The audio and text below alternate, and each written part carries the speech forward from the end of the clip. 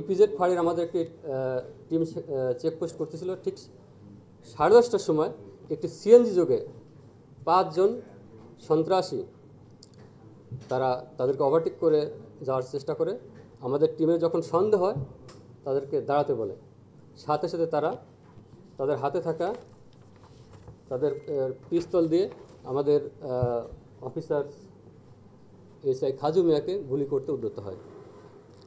আমাদের আরেকজন ফোর্স তাকে পিছন থেকে জাপটে ধরার পরে অন্যরাও তাকে ধরে ফেলে এবং অস্ত্র তাক করা অবস্থায় আমরা তাকে অ্যারেস্ট করি।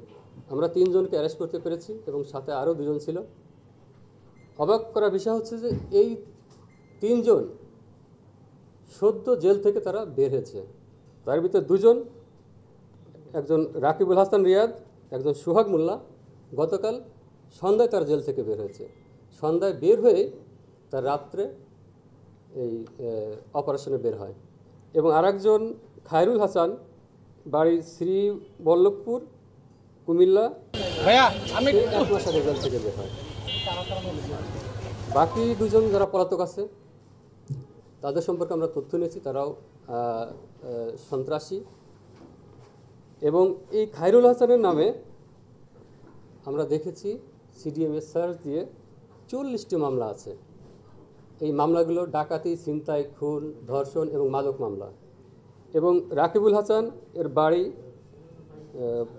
বাহুরূপা, কুমিল্লাতে, এর নামে 16টি মামলা আছে। সোহাগ মোল্লা এর বাড়ি নয়াকান্দি, মতলব চাঁদপুর, এর নামে 14টি মামলা রয়েছে। আমরা জিজ্ঞাসাবাদে জানতে পেরেছি এদের উদ্দেশ্য ছিল গরুরহাটে ডাকাতি।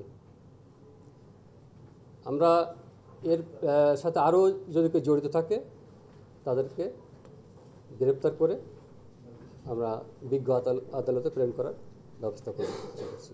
ধন্যবাদ আপনাদের সবাইকে।